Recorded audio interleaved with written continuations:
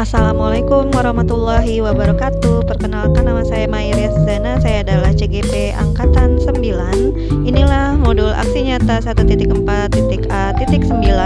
Budaya Positif. Selamat menyaksikan.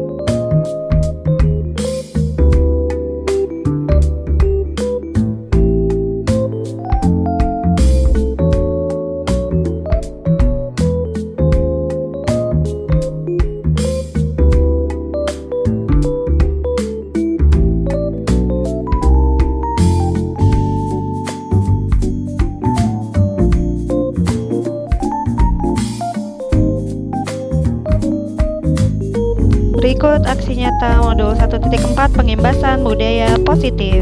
Mari kita simak.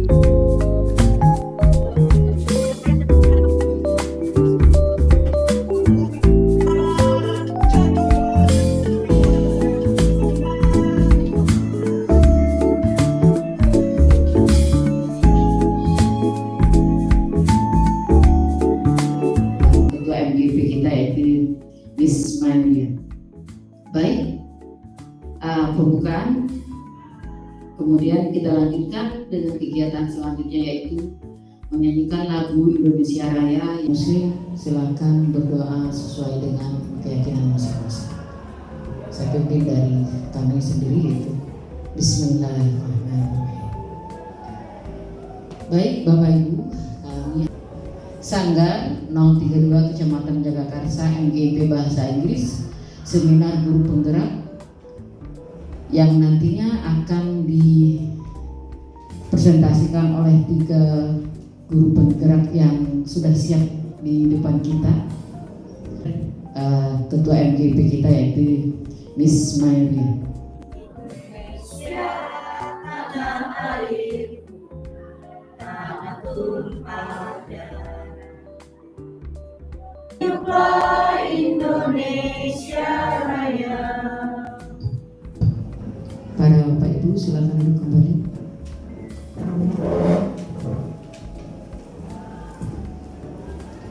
Baik, acara selanjutnya yaitu baik kepada Miss Mayria, kami persilakan.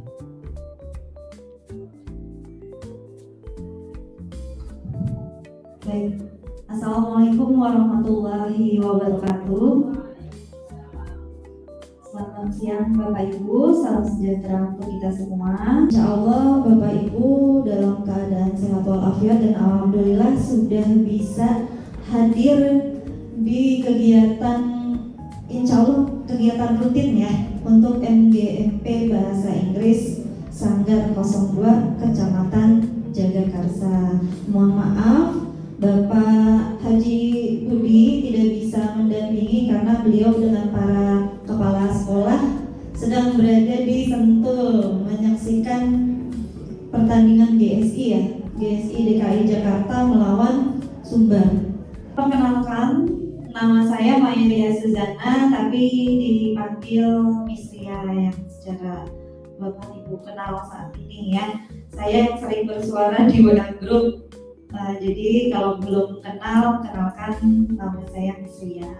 Saya guru bahasa Inggris sejak awal berada di SMP Negeri 131 Jakarta. Dari belasan tahun yang lalu sudah berada di sini, dari orok, dari honor, dari perjuangan titik darah penghabisan sampai jadi CPNS dan sampai jadi PNS itu tidak main-main. Jadi benar-benar perjuangan saya dengan Bu Haja Naili, kami adalah honorer K2 di Kecamatan Jagakarsa. Kalau saya angkatan paling akhir, jadi bontot, angkatan paling bontot honorer yang ikut tes CPNS. Kalau Bu Haja Naili sebelum saya, jadi beliau yang dilantik duluan sebelum saya. Kenapa saya terjun di PPGP, kalau sebutnya PPGP ya, Program Pendidikan Guru Penggerak. Kenapa? Karena sama kayak Miss Munte, dijerumuskan. Sebenarnya saya bisa barengan sih sama Miss Munte angkatan 5, sama juga Bu Haja Naili angkatan 5. Cuma karena kami waktu itu sibuk di kegiatan kesiswaan, saya masih jadi bagian dari tim kesiswaan, jadi pembina OSIS, dan Bu Haja Naili sebagai staf kesiswaan. Jadi kami yang namanya kesiswaan itu kegiatannya sangat-sangat menguras tenaga dan waktu gitu. Jadi saya ikut ya sekedar ngirim CV sama esai gitu. Ternyata waktunya 2 hari lagi, mana cukup ngerjain esai cuma 2 hari gitu. Jadi tidak jadi.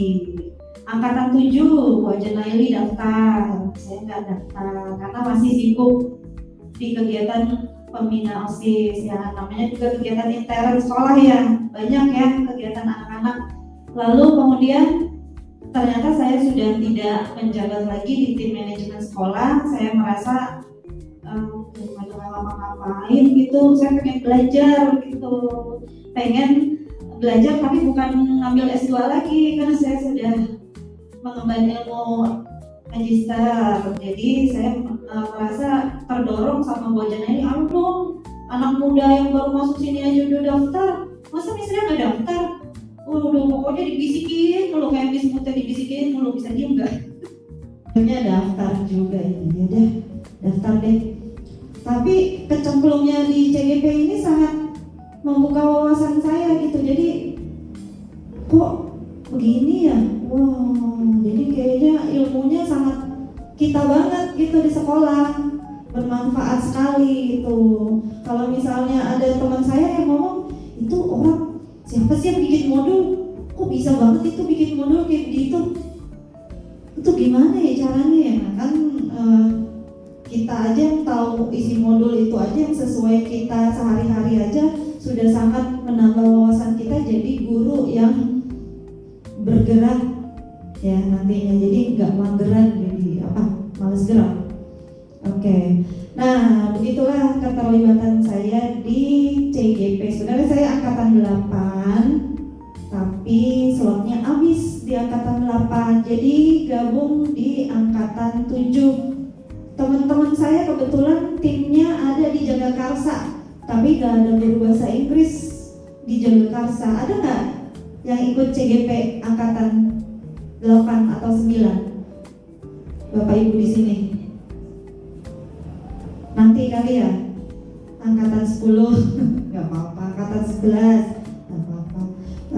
Kalau misalnya nanti mau terlibat di CGP, insya Allah ya, asal kita punya komitmen dari awal. Makanya saya tidak melanjutkan di angkatan 5 karena saya belum punya komitmen di diri sendiri gitu. Karena saya lebih mengutamakan anak peserta didik saya. Kalau misalnya saya nggak fokus kesian mereka karena kan kegiatan anak OSIS kan terbilang banyak saat itu. Nah, jadi masuk ke materi ya. Nah, tadi kan Miss Mute udah jelasin nih prosedur cara cari jadi calon guru penggerak tuh kayak gimana sih? Nah, sudah dijelaskan oleh Miss Mute ya. Yang paling penting ya konsisten, komitmen dengan diri sendiri. Kalau misalnya mau ikut, memang sih kata Bu Ajeneli banyak tuh yang mundur. Bahkan teman saya ada yang udah sakit-sakitan, jadi malah mengganggu kesehatannya. Nah, saya juga pernah sakit-sakitan. Bahkan datang ke, kan biasanya daring ya. Ada juga yang luring. Itu saya lagi sakit dalam seminggu itu saya sakit dan kegiatannya banyak, apalagi kita habis lomba ya waktu itu ya, diundur di hari Minggu. Memang itu keadaannya lagi benar-benar hektik, chaos, saya lagi kurang sehat, keluarga berbarengan sakitnya, jadi badannya habis. Nah, tapi semangat tetap bisa, insya Allah bisa dijalankan. Dan alhamdulillah pada saat lomba itu sebenarnya saya udah mau pingsan itu sebenarnya di depan itu, tapi diusahakan kuat. Nah, pada saat materi yang dijelaskan Bapak Ibu sebagai guru nih ya, mau guru bahasa Inggris, mau guru agama, mau guru PKN, Bapak Ibu ingin menjadi guru yang gimana sih? Mau jadi guru yang gimana dulu? Kan katanya tadi kan murid kan gak bisa begitu aja jadi begitu kan ya, jadi kan harus ditunjukkan dari kita dulu kan ya. Nah, Bapak Ibu mau jadi guru yang gimana coba? Guru yang disenangi muridnya, bukan guru yang cinta sama guru, muridnya cinta sama gurunya, enggak kan ya? Ayo, disenangi. Jadi gurunya datang dia bahagia banget gitu, kayaknya senang aja. Miss Lia, Ibu Koko, saya kangen. Padahal baru ketemu kemarin gitu. Terus selain disenangi sama muridnya apa?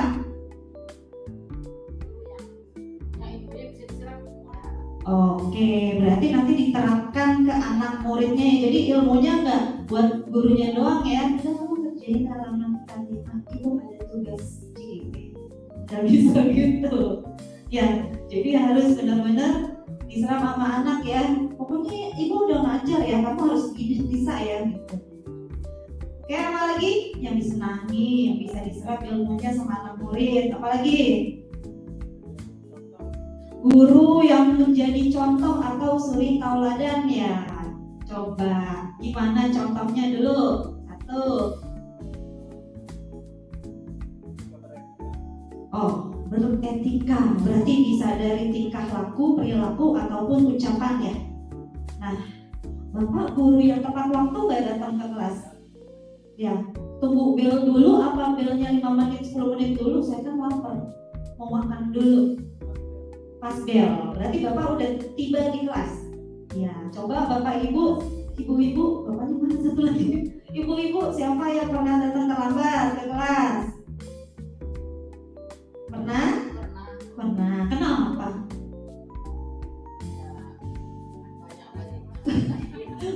Apa tuh? Macet di jalan, ruang gurunya jauh banget ya ke kelas ya. Oh bisa, kalau staf pejabat tugasnya banyak sama guru-guru di mana. Oh iya, berarti ini semua guru ya biasanya ya kalau briefing ya. Oke, contoh. Oh iya, ambil lagi, balik lagi. Berarti persiapannya dari awal sudah matang belum mau ke kelas? Gimana? Ya. Oke, kalau misalnya terlambat ke kelas, muridnya ada yang pernah nyeletuk nggak ngomong? Oh lama sih Bu? Oh lama sih Pak? Bapak jawabnya apa? Sama kayak tadi. Ya. Dijelaskan. Oke, mohon maaf ya Bapak terlambat karena tadi ada briefing dari Bapak Kepala Sekolah gitu.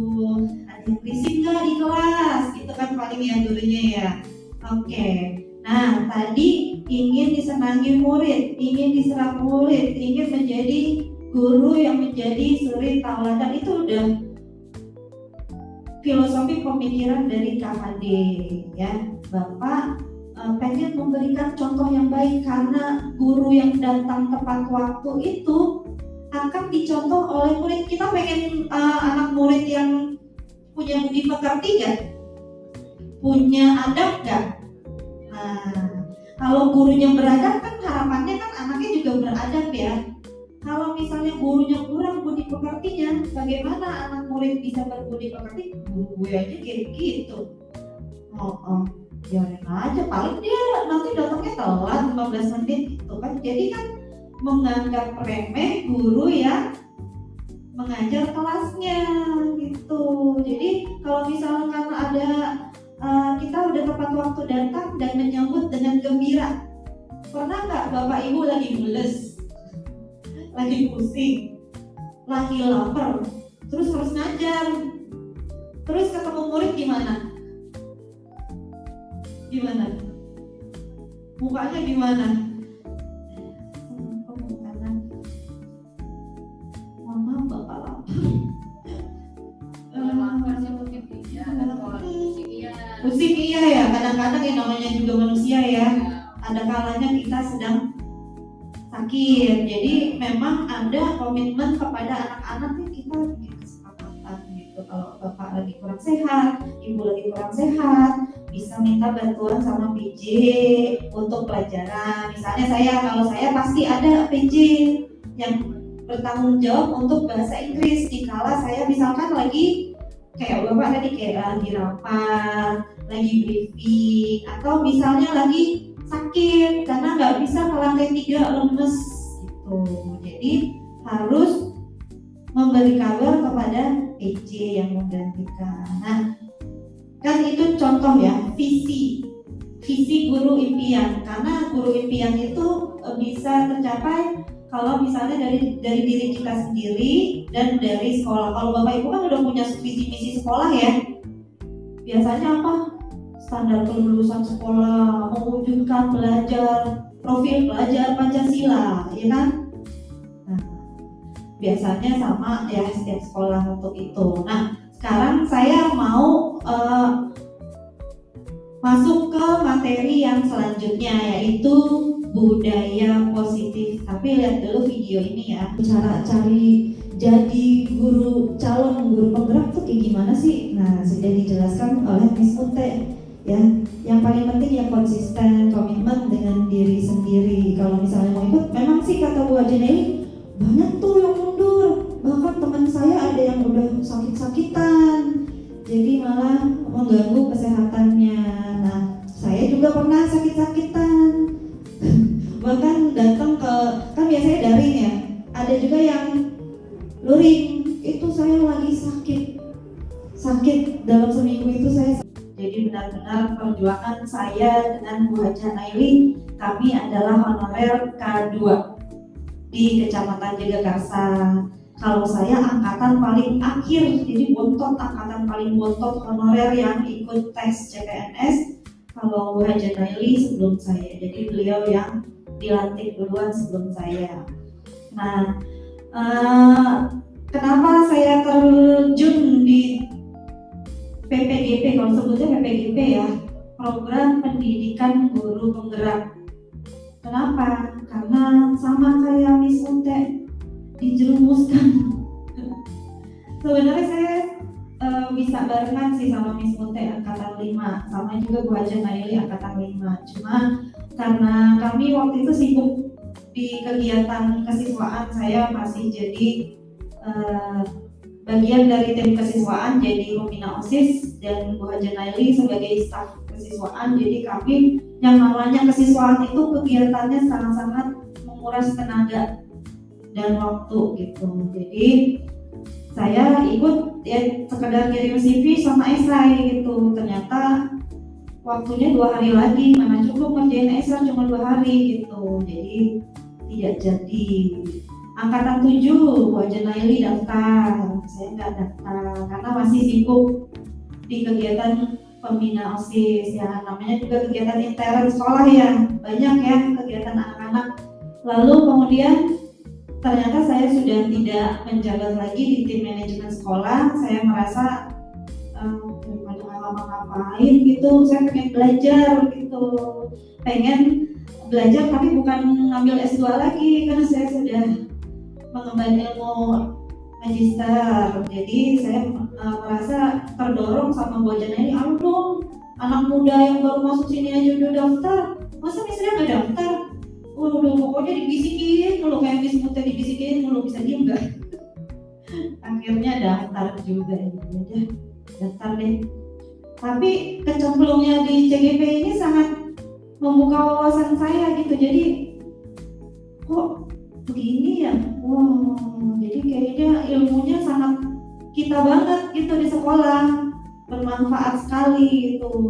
Kalau misalnya ada teman saya yang ngomong, itu orang siapa sih yang bikin modul, kok bisa banget itu bikin modul kayak gitu, itu gimana ya caranya ya? Kan kita aja yang tahu isi modul itu aja yang sesuai kita sehari-hari aja sudah sangat menambah wawasan kita jadi guru yang bergerak ya nantinya, jadi nggak mageran, jadi males gerak.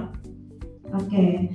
Nah begitulah keterlibatan saya di CGP. Saudara, saya angkatan 8 tapi slotnya habis di angkatan 8, jadi gabung di angkatan 7.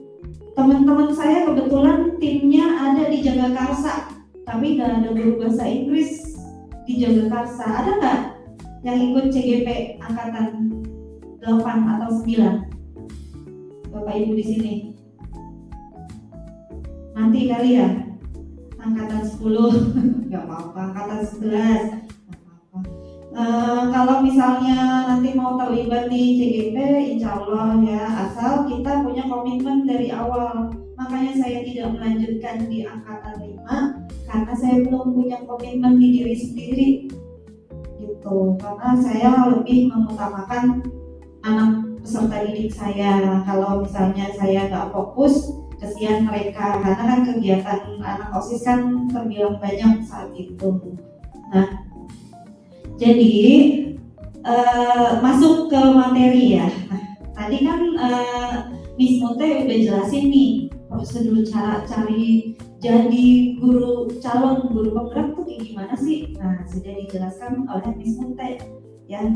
Yang paling penting yang konsisten, komitmen dengan diri sendiri. Kalau misalnya mau ikut, memang sih kata Bu Ajeneli, banyak tuh yang mundur. Bahkan teman saya ada yang udah sakit-sakitan, jadi malah mengganggu kesehatannya. Nah, saya juga pernah sakit-sakitan. Bahkan datang kan biasanya daring ya.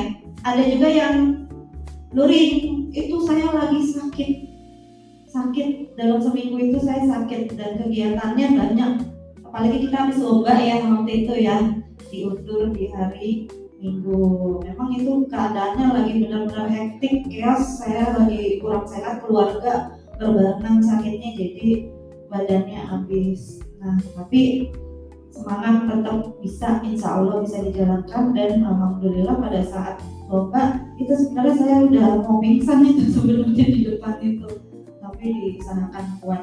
Nah, pada saat materi yang dijelaskan tadi sama Miss Mute tentang KHD, sama Bu Janaili tentang nilai dan peran guru penggerak atau juga visi dari guru penggerak, saya mau nanya dulu nih, menurut Bapak Ibu sebagai guru nih ya, mau guru bahasa Inggris, mau guru agama, mau guru PKN, Bapak Ibu ingin menjadi guru yang gimana sih? Mau jadi guru yang gimana dulu? Kan katanya tadi kan murid kan gak bisa begitu aja jadi begitu kan ya? Jadi kan harus ditunjukkan dari kita dulu kan ya? Nah, Bapak Ibu mau jadi guru yang gimana coba? Guru yang disenangi muridnya, bukan guru yang cinta sama muridnya cinta sama gurunya, enggak kan ya? Ayo disenangi, jadi gurunya datang dia bahagia banget gitu, kayaknya senang aja. Ih koko, saya kangen, padahal baru ketemu kemarin gitu. Terus selain disenangi sama muridnya apa?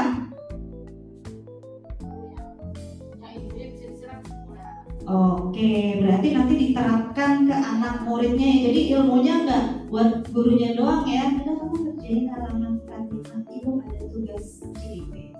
Gak bisa gitu. Ya, jadi harus benar-benar diserap sama anak ya. Pokoknya ibu udah ngajar ya, kamu harus bisa ya gitu.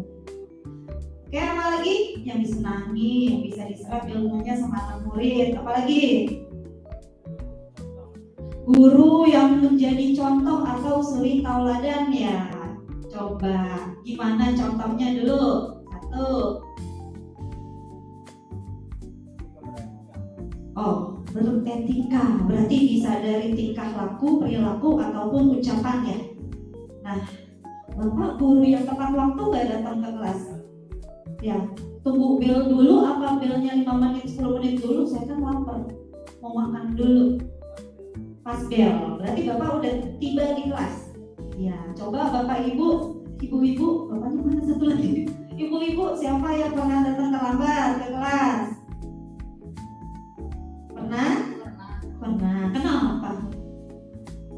Ya, banyak kali. Apa tuh? Macet di jalan, ruang gurunya jauh banget ya ke kelas ya. Oh, biasa kalau staf pejabat tugasnya banyak sama guru-guru di mana. Oh iya, berarti ini semua guru ya biasanya ya kalau briefing ya. Oke, contoh.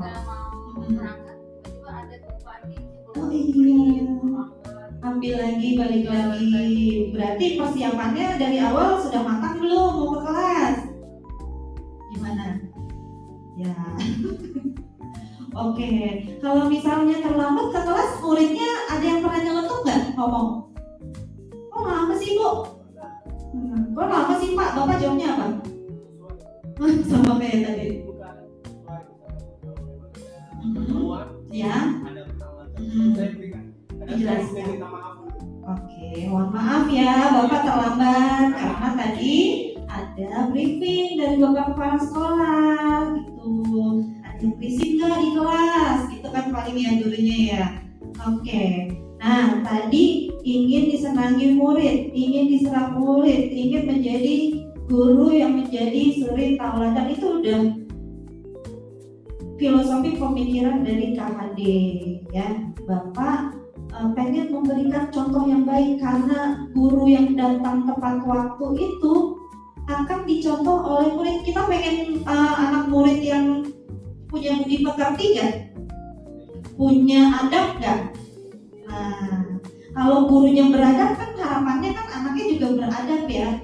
Kalau misalnya gurunya kurang budi pekertinya, bagaimana anak murid bisa berbudi pekerti? Guru gue aja kayak gitu. Biarin aja, paling dia nanti datangnya telat 15 menit gitu kan. Jadi kan menganggap remeh guru yang mengajar kelasnya gitu.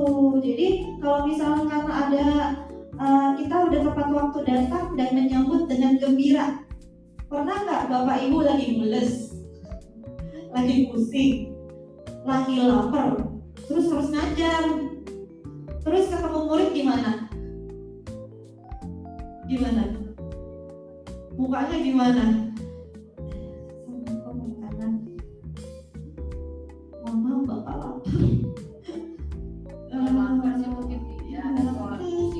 Pusing iya ya, kadang-kadang yang namanya juga manusia ya.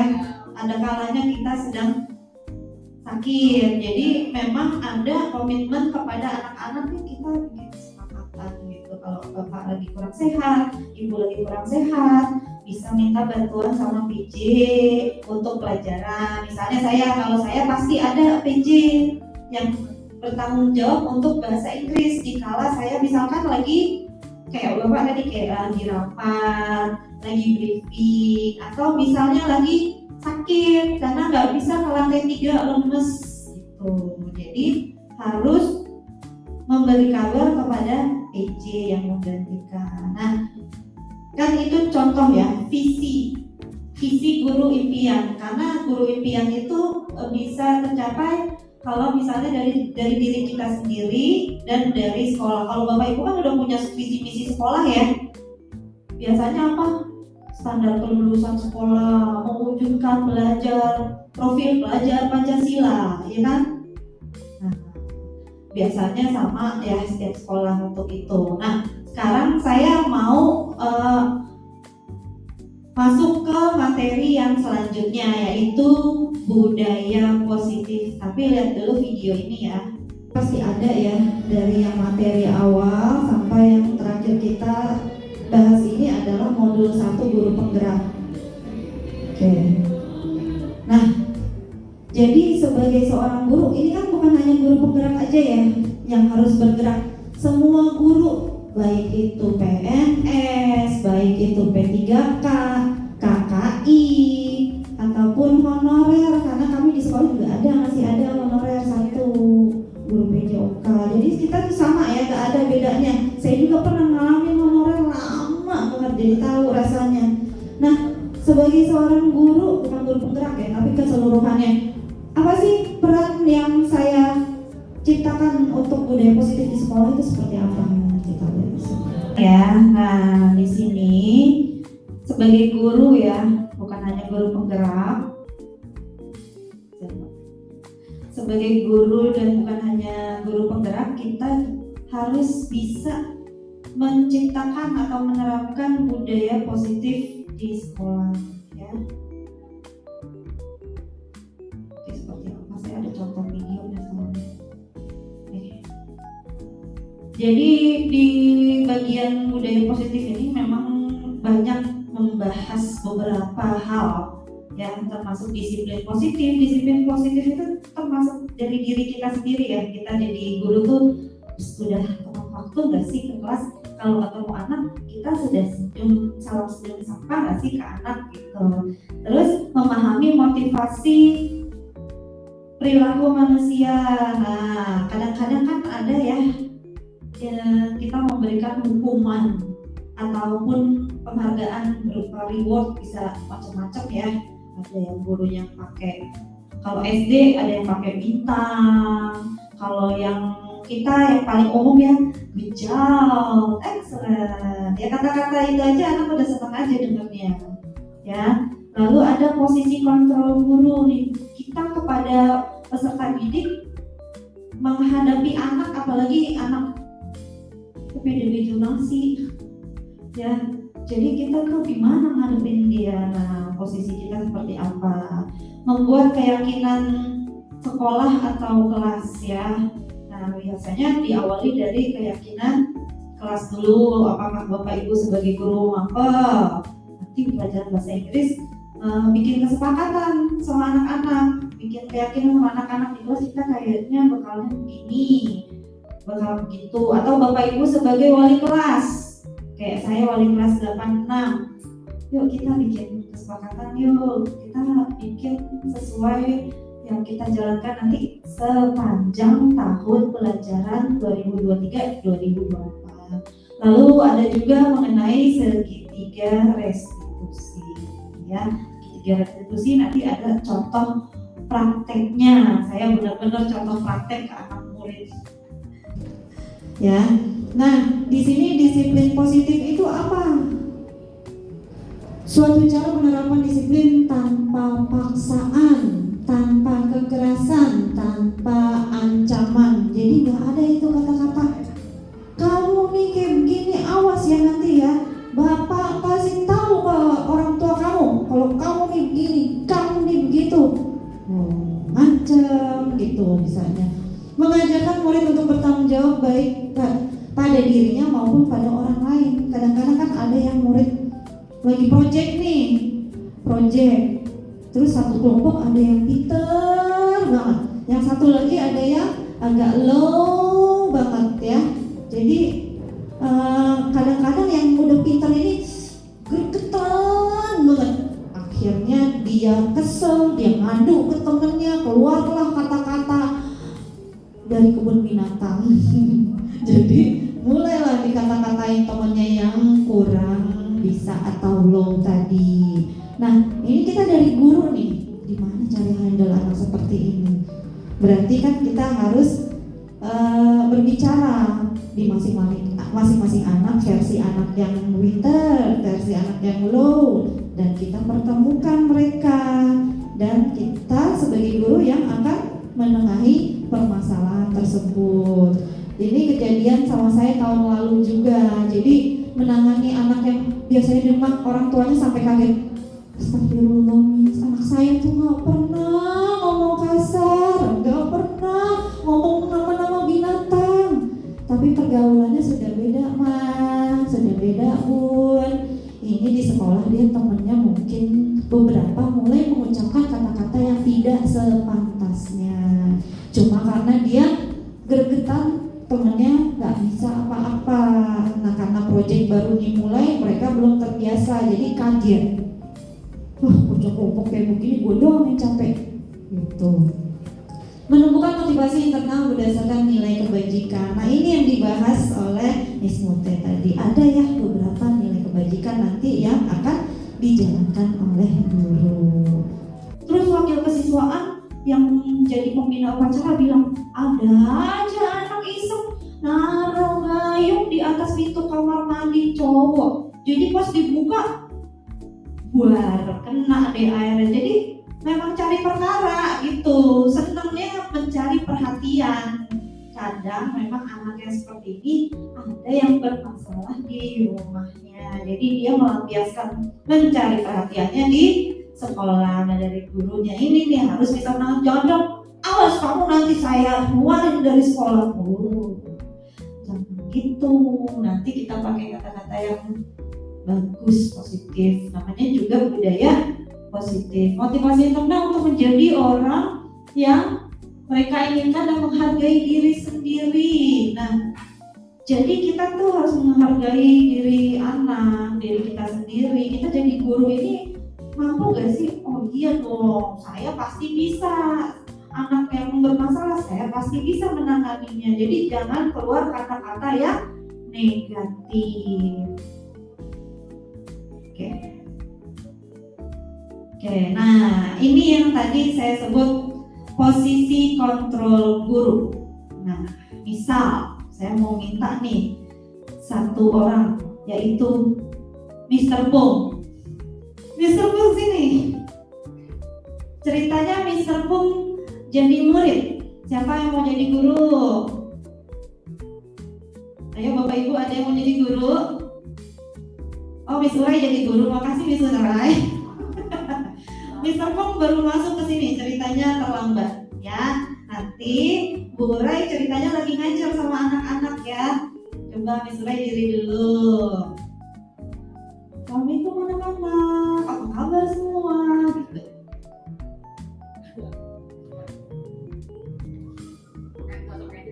Ceritanya lagi ngajar aja. Belum masuk ceritanya mau bertanya nih. Kan. Assalamualaikum. Nah, ini anak muridnya. Okay, good morning everyone. Morning. Nah, terus Mr. Pung ini namanya Purnama ya, anak yang langganan terlambat. Kucuk, masuk. Ya Allah, kemana aja sih Mister Guru, baru nyampe. Tadi masak nasi. Masak nasi. Tapi udah kasih bersih juga ya. Oke, sebenarnya kasih juga. Jadi kalau masuk terlambat, oke, pasti sudah nanya kamu tuh terlambat kenapa? Jadi macet, sudah terus gojeknya susah dapetin. Oke, dan jangan lain-lain kalau depannya berarti waktunya lebih Awal cepat. Oke, bisa komitmen untuk tidak terlambat. Oke, terima kasih Miss Urai. Mr. Pung masih di sini ya. Terima kasih Miss Urai. Mr. Pung masih terlambat ya. Ayo, saya minta guru yang lain nih. Silakan. Boleh Bapak, boleh Ibu nih, kayaknya Bapak lebih seru nih kalau terlambat. Ayo Pak. Oh, sadis nggak apa-apa. What's your name, Mister? Lagi? Please. Bapak kayak orang Korea. Tinggal pakai kacamata bulat nih. Oh, kita lihat nih seperti cing. Ya, Bapak ngajar dulu ceritanya. Ya. Ceritanya kepada murid-murid lagi ngajar baru masuk kelas. Good morning everyone.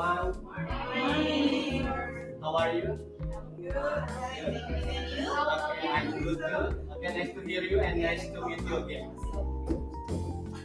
Si Pak Iman. Ya. Siapa ini? Ini baru kenal apa gimana nih?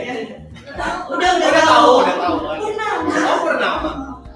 Purnama lagi. Maaf, lagi kan telat tadi Gojeknya susah dapat macet berapa menit? What time is it? Jam 8 sih, Pak. Jam 8. Oke. Biasanya saya langsung ini olahraga, Bu. Oh iya. Nah, ya. Oh, biasanya push up 20 kali. Silakan. Kalau Kenyataannya belum. iya. Saya langsung push up ya.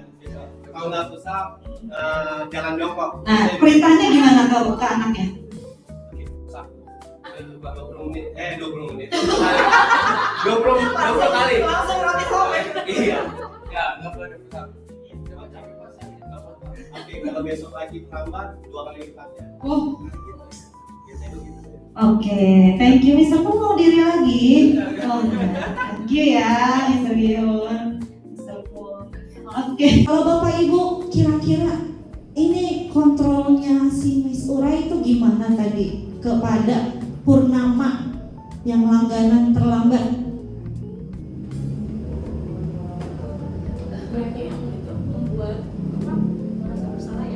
Pembuat merasa bersalah. Oh, oke. Kira-kira sebagai guru jadinya dia bertanya nggak tadi kepada Purnama? Tanyanya apa? Kenapa kamu terlambat? Kenapa kamu terlambat? Terus apa lagi? Oke, lain kali jangan terlambat ya. Jangan terlambat ya. Bisa begini. Saran-saran kayak gimana? Nah, oke. Nah, kalau Mr. Gihun pas Purnamanya terlambat, Berapa jam berapa ini? Kamu lagi. Pusat 20 menit. Ceritanya gitu. Nah, jadi menurut Bapak Ibu yang sesuai untuk kita sebagai guru yang mana? Yang Miss Urai atau Mr. Gihun? Dua-duanya. Iya, dua-duanya. Iya sih, saya jadi guru juga mirip-mirip gini sih. Saya kan orangnya kalau ngajar kan 5 menit sebelum bel udah standby. Nah, berarti anak murid harus ada konsekuensinya karena itu ada kesepakatan di awal. Nanti kalau kamu lewat harusnya masuknya 35 menit lewat jam 10.35 tapi kamu datangnya 10.36, temenin Miss Ria ya diri yuk. Temenin Miss Ria jadi asisten ngajar di depan ya temennya, jadi dia nanti jadi model contoh buat temen-temennya gitu. Nah, kalau nanti terlambat kali lipat ya, jadinya 2 kali lipat. Nah, kalau saya nemenin di depannya 10 menit. Tapi kalau besok-besok telat lagi gimana? 20 menit, tadinya 10 menit jadi 20 menit. Ada malah yang 2 jam pelajaran. Jadi dia harusnya mengerti ya kenapa sih kok aku bisa terlambat. Alasannya sih klasik, nemenin temen gitu. Kalau misalnya si Purnama terlambat, kenapa sih Purnama kok terlambat lagi? Itu masak nasi, itu tadi di awal kan alasannya makanya terlambat. Jadi pesan Gojeknya susah. Ya udah nggak apa-apa. Emang kenapa ibu kan masakin nasi di rumah? Saya udah nggak punya ibu. Gitu misalnya. Jadi dia yang masakin nasi ke adiknya. Jadi kita harus nanya ke anak gimana. Nah, kalau dari Mr. Gihun, berarti Mr. Gihun kontrol sebagai penghukum karena memberikan ada konsekuensi yang harus dia jalankan setelah dia terlambat. Dan Purnama sudah tahu kalau ada kesepakatan itu dan dia ya udah. Nah, kalau Miss Urai sebagai manajer, kenapa kamu terlambat? Bisa dong lain kali lebih awal ya bangunnya. Kalau mau masak nasi, masaknya jam 4 gitu. Jadi sarapannya nggak terlambat, pesan Gojeknya nggak terlambat. Terus nggak jadi alasan klasik lagi macet di jalan. Itu kan alasan klasik kadang-kadang gitu ya. Nah, ini contohnya di sini ada penghukum, pembuat merasa bersalah ya. Kayak tadi juga sama, ada juga teman, ih kamu kok telat mulu, jangan gitu dong. Ini kan teman ya, biasanya ngomongnya kan kayak teman gitu. Nah, ada juga yang pemantau, ada ada juga yang manajer. Tapi yang umumnya yang digunakan posisi kontrol kita sebagai guru adalah sebagai manajer ya. Jadi ngecek nih ke anak, kenapa kamu bangun kesiangan, kamu tidur jam berapa, ayo apakah dengan kamu bangun kesiangan kamu bisa tiba lebih awal di sekolah. Jadi kita bertanya ke anak terus dan dia jadi berpikir, iya sih gitu. Jadi dia baru memahaminya ya. Jadi ada keyakinan atau kesepakatan yang dibuat bersama guru kita, gurunya. Nah, di sini juga ada kebutuhan. Kadang-kadang anak tuh yang terlambat kan mau cari perhatian ya. Ada anak yang berisik aja cari perhatian. Kadang-kadang ini disebut sebagai kebutuhan dasar manusia dari peserta didik. Kita bisa lihat, oh dia kayaknya pengen menguasai kelas. Kadang ada nakal yang ngatur teman-temannya, dia penguasaan kelas. Ada juga dia pengen bebas, maunya dia belajarnya tuh nggak monoton kayak gitu aja, bosen. Terus maunya yang have fun gitu. Jadi sebagai guru harus kreatif gitu. Kadang udah berapa menit, 15 menit, 20 menit ya, jangan gitu-gitu aja. Jadi gurunya harus bisa memanggil belajar yang inovatif. Lalu kita sebagai guru harus memberikan kasih sayang dan rasa diterima. Jadi anak tuh setiap datang ke sekolah tuh merasa diterima sama gurunya. Kok kemarin gak masuk? Iya Mi, saya sakit ya, gak ada kamu gak asik tahu gitu ya. Jadi anak denger kayak gitu aja udah ya udah deh, nanti aku pengen ke sekolah daripada di rumah gitu pura-pura sakit. Kan kadang-kadang ada yang menghindari pelajaran tertentu ya. Oke, nah kita masuk ke segitiga restitusi. Nah, seperti apa segitiga restitusi? Nah, saya mau liatin videonya ya. Restitusi, proses menciptakan kondisi bagi murid untuk memperbaiki kesalahan mereka sehingga mereka bisa kembali pada kelompok dengan karakter yang lebih kuat. Berikut adalah segitiga restitusi. Ada 3 ya.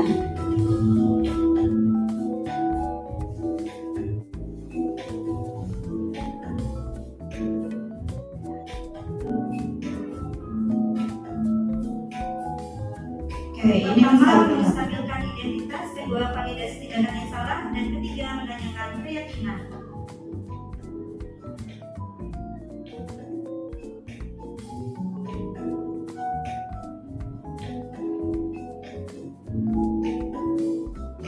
Skenario kasus saat pelaksanaan kegiatan proyek bertema suara demokrasi untuk kelas 7 Ananda bernama Rizal tidak mau membantu mengerjakan bagian tugasnya dan hanya mengandalkan temannya. Silahkan dilihat ya Bapak Ibu. Mari kita lihat tayangan berikut ini.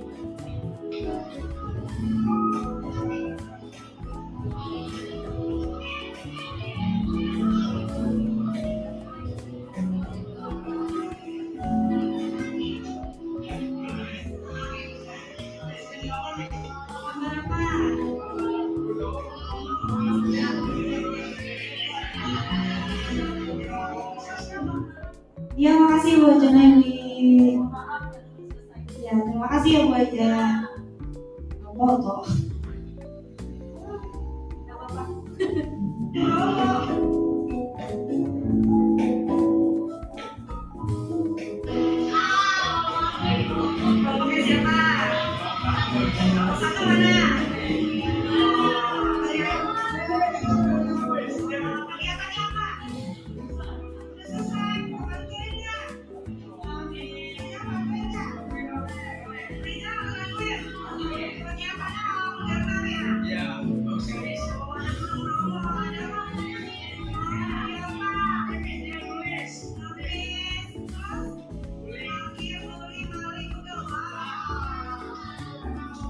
Ini kejadian nyata yang benar-benar ya.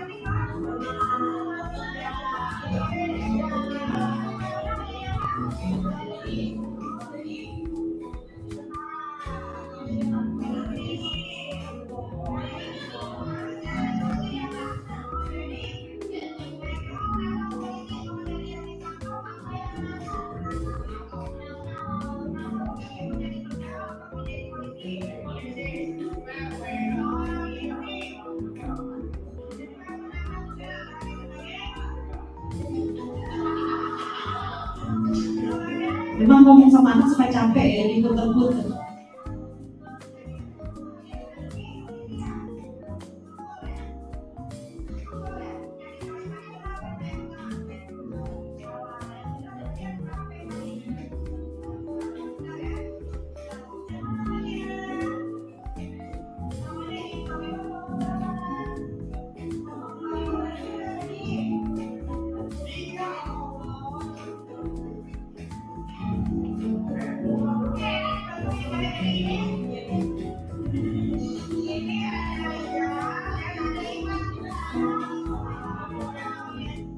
Dengan kasus yang berbeda saat mereka tidur. Nah, kalau ini murid tertidur di kelas.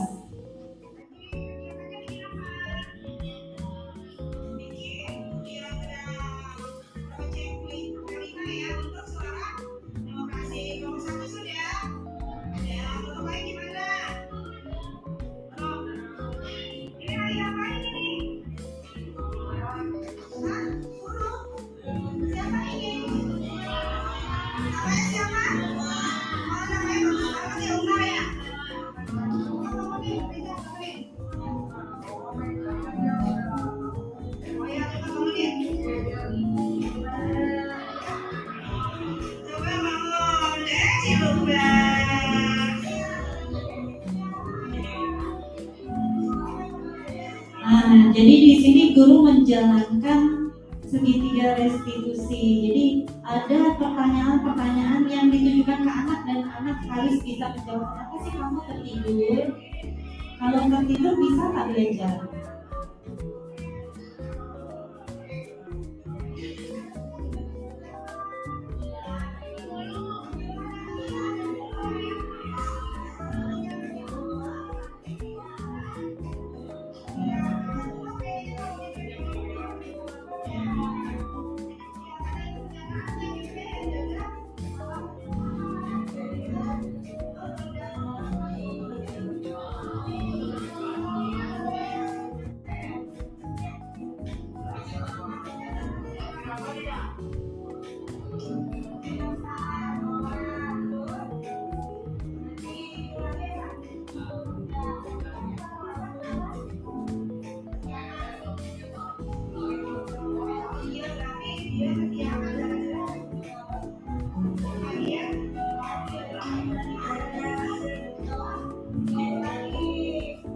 Nah, jadi memvalidasi tindakan anak tersebut.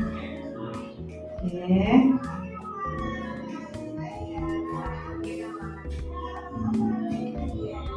Kesimpulannya adalah penanganan kasus yang dilakukan guru dengan segitiga restitusi diharapkan guru dapat memposisikan dirinya menjadi manajer. Oke, nah jadi kalau di sini saya sebagai manajer ya untuk posisi kontrol saya kepada anak dengan menggunakan segitiga restitusi tadi. Ini contoh segitiga restitusi ini. Nah, menstabilkan identitas, validasi tindakan yang salah. Emangnya benar kamu tidur di kelas? Boleh, emangnya tidur di kelas? Kenapa? Kok bisa tertidur? Begitu.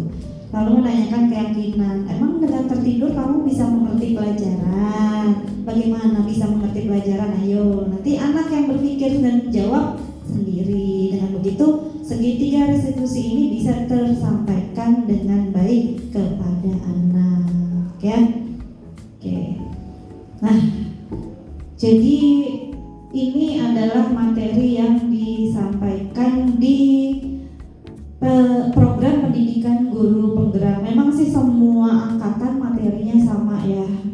Kemungkinan tidak ada perubahan atau revisi. Tapi insya Allah kalau menurut saya sangat banyak menerima masukan ya. Atau sebagai guru saya ini begini loh. Tapi kan kalau dari guru penggerak kan harus mendapatkan dukungan. Dukungan itu kan dukungan yang positif dari sekolah. Memang di setiap sekolah itu beda-beda. Ada yang sekolah yang memberikan dukungan, ada yang kita memang harus berjalan sendiri. Yang bahasanya Bu Munai tadi apa? Birokrasi. Itu birokrasinya kan kita kan susah ya. Kalau misalnya mau minta waktunya kepsek, minta waktunya wakil, padahal yang namanya kita guru penggerak baru calon harus ada yang didampingi oleh pemangku jabatan di sekolah. Kita itu tidak bisa berjalan sendiri, tapi kalau memang keadaan di sekolah tidak bisa mendampingi, kita yang harus bisa mencari solusi. Nanti kita cari jalannya, dan itu yang didiskusikan dengan pengajar praktik. Nah, kebetulan saya pengajar praktiknya adalah guru 211. Beliau adalah guru BK. Gitu. Kalau guru BK biasanya seperti apa Bapak Ibu kan udah tahu ya seperti apa. Apalagi kan tidak masuk ke kelas gitu. Jadi saya minta pengertian dari pengajar praktik dan alhamdulillah semuanya berjalan lancar. Tapi kalau misalnya Bapak Ibu tertarik, silahkan ya daftar aja, nggak merugikan, malah banyak ilmu yang kita terima nantinya. Capek sih capek ya, tapi kalau kita sudah komitmen di awal, aku mau belajar. Saya juga dulu mengambil kuliah kan pasti kan komitmen, saya mau kuliah ini, saya mau belajar ini, pokoknya saya selesai skripsinya ini, saya selesai tesisnya waktunya segini, nanti wisudanya sesuai ini gitu. Jadi ada rencana-rencana kita. Saya selesai CGP angkatan 9 bulan April nih, pokoknya harus lancar, insya Allah sehat, semuanya dilancarkan gitu ya. Jadi ini bukan membuat Bapak Ibu serem ya untuk mengambil lebih banyak wawasan ilmu di luar kandang. Kalau saya bilang jangan jago di dalam kandang ya, karena saya bukan jagoan kandang lagi, saya coba merambah keluar. Sama juga waktu saya jadi ketua MGMP, terjun secara tidak disengaja karena dulu saya diamanatkan menjadi bendahara, bukan sebagai ketua. Tapi karena ketua yang terpilih mundur, jadi pas ada pertemuan saya hadir, sedangkan yang dari Jagakarsa yang diajak gak ada yang hadir. Memang karena infonya tertutup, ternyata tidak di WA umum. Jadi ya udah, saya dimandatkan jadi ketua MGMP. Sedangkan meskipun saya di Jagakarsa sudah belasan tahun lamanya, karena dulu ya terbilang muda, padahal enggak juga sih, saya udah 18 tahun di sini gitu dari zaman honorer. Jadi nggak muda-muda amat. Pengalaman dari titik nol sampai sekarang sedang menjajaki ya, menurut saya menjajaki ya. Insya Allah nanti sampai masanya pensiun ada bisa menikmati masa-masa tersebut gitu. Karena beberapa teman kan ada yang tidak bisa merasakan, karena kita dulu perjuangan dari honorer itu sampai ayo kita nanti pensiun bareng-bareng yuk. Ternyata ada yang sudah mendahului saya, sudah meninggal duluan karena kanker. Jadi mungkin perjuangan Bapak Ibu juga sama ya, dari P3K, dulu saya di SMA, atau dulu saya di swasta, atau P3K kami ada yang rumahnya jauh di PIK Aloha, dekat Aloha. Bayangkan dia ibu-ibu anak 4 bawa motor pulang pergi 1,5 jam setiap kali perjalanan gitu. Kalau motornya rusak bisa habis sehari ongkos 200.000, mendingan gak usah masuk sekalian kata dia gitu. Tapi karena P3K udah disesuaikan penempatan, meskipun pemetaannya belum dilihat ya, jadi kadang ya udah, karena udah ada peraturannya ditempatkan di tempat itu. Mau dimanapun kita, saya misalnya nggak di Satas nih, saya kan dulu pernah ngajar SD, saya pernah ngajar SMP swasta, saya pernah ngajar jadi dosen 12 tahun, saya pernah ngajar les anak Korea. Jadi pengalaman ngajar dari anak yang playgroup sampai orang udah tua, ngajar jadi dosen mahasiswa yang udah mau ngejar S1 doang tuh Bapak Ibu guru yang udah senior. Kan ada dulu ya yang baru apa sih dulu ya, melanjutkan S1-nya supaya dapat akta 4 ya dulu ya, jadinya S1 gitu. Nah, insya Allah hari ini waktu Bapak Ibu tidak terbuang sia-sia, dan saya sangat bersyukur, alhamdulillah sekali ada yang mau hadir, karena perkiraannya 30 orang ternyata ada berapa? 10 ya? 810 orang. Oh iya, saya bikin live streaming nih Bapak Ibu. Jadi kita disaksikan juga oleh guru-guru dari Kodia, bahasa Inggris Kodia. Karena ada dong, saya mau datang rumah saya di BSD. Gimana saya dari BSD ke sini? Ayo dong tolong live streaming. Oh ya udah, awas aja kalau nggak nonton ya Bu. ya, tapi nanti insya Allah bisa ditonton lain waktu. Baik Bapak Ibu, demikian materi yang disampaikan oleh Ibu Mutmainah dari SMP 276 sebagai GP atau guru penggerak angkatan 5, Ibu Hajah Naili Rahmasari sebagai guru penggerak angkatan 7, dan saya yang baru menjajaki di CGP angkatan 9. Perjalanan saya masih panjang sampai bulan April 2024. Ini belum apa-apa. Jadi saya mulai menapaki, dan saya orangnya berkomitmen. Saya setiap kali mengambil ilmu itu mau belajar gitu ya. Saya tuh senang gitu. Kayak kita ngumpul kayak gini, kayak kita pelatihan di 85 itu saya senang. Jadi kalau ada pertanyaan kita tanya. Kalau misalnya ngerti ya udah tanya. Tidak hanya cukup mendengarkan, tapi kita harus aktif ya. Kalau di guru penggerak itu kita harus aktif ya, interaktif ya, bertanya, memberikan sanggahan, memberikan pendapat, dan itu memang masuk nilai. Bukan karena itu sih saya mau jawab, saya mau nyanggah, saya mau ngomong, saya memberi pendapat, bukan karena mau ngejar nilai. Baik, saya akan tutup kegiatan kami kegiatan kita hari ini. Tapi sebelum kita tutup adalah bersama-sama kita membaca hamdalah, dan bagi yang bukan beragama Islam silakan membaca doa masing-masing. Alhamdulillahirabbil alamin. Oke Bapak Ibu, terima kasih sekali lagi. Ada sesi foto ya. Assalamualaikum warahmatullahi wabarakatuh.